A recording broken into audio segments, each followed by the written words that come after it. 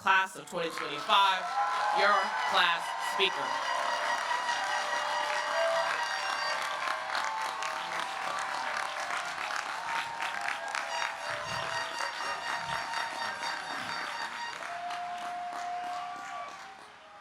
Yeah, thank you. Thank you. All right, thank you very much. Thank you. Thank you very much. You know, when preparing for a day like this, you receive a lot of advice. And one of the advice that I was given was to look around and find a friendly face and look at that face so that I can maintain eye contact. And so I'm looking around and I see very many friendly faces. And so I don't know where to look, but I'll try. I'm also seeing very energetic class of 2025. I thought, thank you. You know, I thought that 4 years will wear us down, but it seems we can have one more semester. President Amba. All right, thank you. So thank you everyone who's joining us today. Thank you for honoring us with your time and your presence and for all the support that you've shown. You know, the words congratulations feel so sweet, especially for those of us who have been job hunting and have become experts at reading rejection emails. Emails that start with, thank you for applying, and then after careful consideration. At that point, you don't have to read the rest of the email. But so truly, congratulations, class of 2025. Please feel this moment.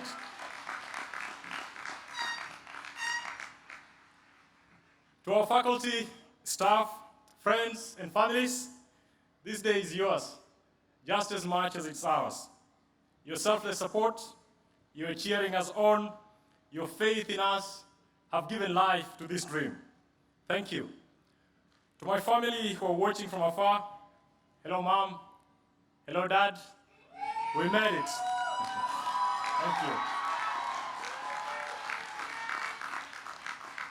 Today is a day of joy. It is a day of reflection and immense gratitude. We celebrate the successful end of a life-defining chapter.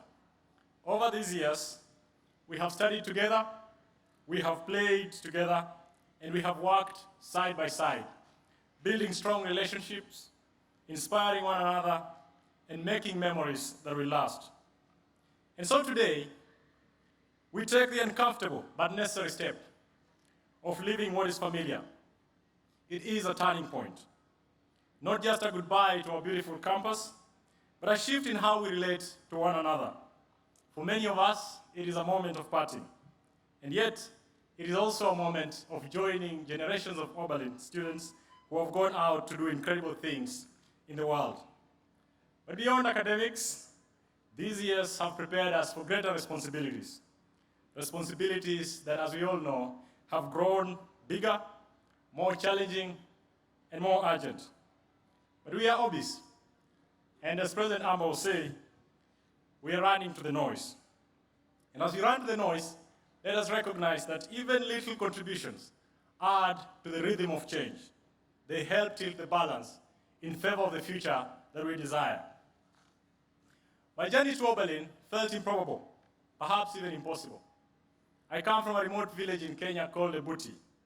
The dream of higher education was just as remote, let alone the possibility of studying at an exceptional institution like Oberlin.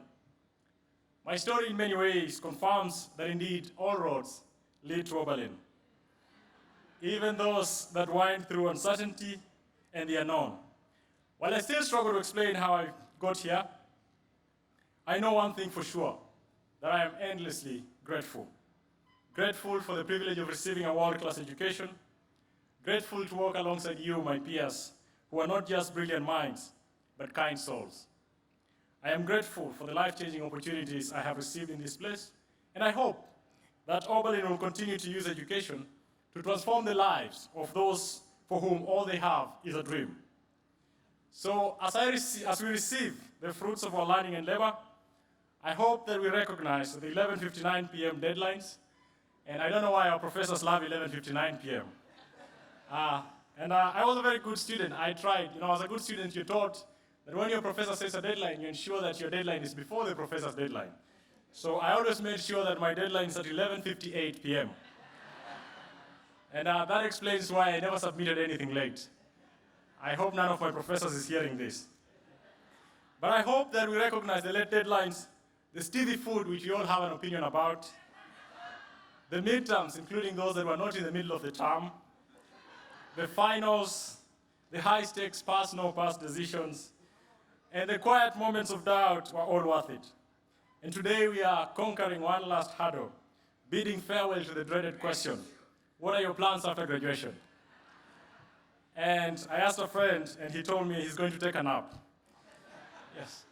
But beyond the usual college struggles, we have lived through tragedies that have left our hearts aching with sorrow. We lived through a pandemic that shook the world. We watched wars unfold, communities torn apart, innocent lives lost in conflicts that seem so far away, yet so painfully close to our hearts. We have wrestled with difficult questions. How do we make sense of our privilege? What does it mean to learn while others suffer? How do we honor the precious gift of education when so many cannot access it? And how do we enjoy the peace and safety of our campus community while others live under the terror of bombs and gunfire? In all this, I have come to understand a powerful truth, that to whom much is given, much is required. And thus, the only deserved privilege is privilege that comes with responsibility. And I dare say that perhaps privilege without responsibility is theft. In line with that, today is not just a celebration, it is a charge. A reminder that our degrees mean much more when used in service of the greater good. Many in the world, including people from my village, Djibouti, will never have the opportunity to stand in a gown, surrounded by their loved ones, and celebrating their achievements. That fact should fuel our sense of purpose and commitment to giving back, keeping in mind that the values of respect and humility never go out of fashion. The world may celebrate the loudest, but humility and respect are quiet qualities that endure. My fellow Obis, I believe in us. I know we care deeply about a just world where peace, love, and unity prevail. And I know that while we have many differences, we share one common identity. We are part of the human race. We are connected. That means that our dignity is tied to the dignity of others, and that the tears of others are our tears, and that their joy is our joy. When others suffer under the weight of oppression, I know it weighs heavy on us too. But I hope that we continue having the courage to do perhaps one of the most radical acts of our time, to be human. Oberlin has taught us that one person can change the world.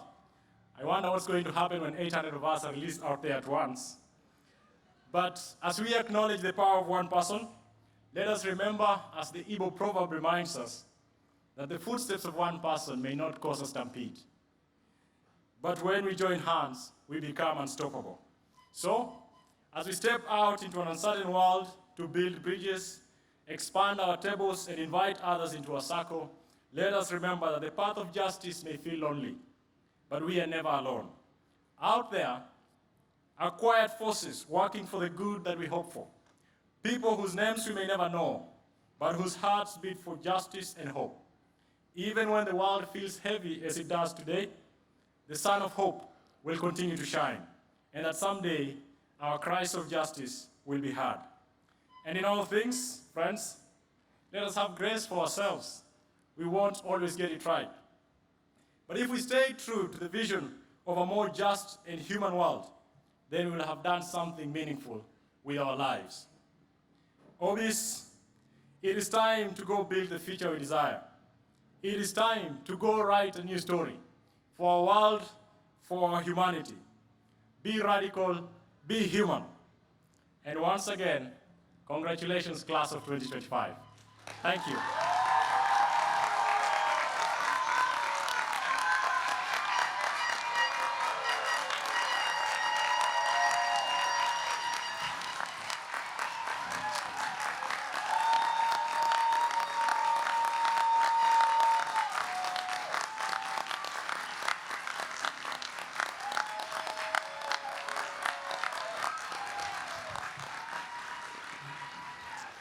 Thank you, Omukoko. In the tradition of graduation, our first award continues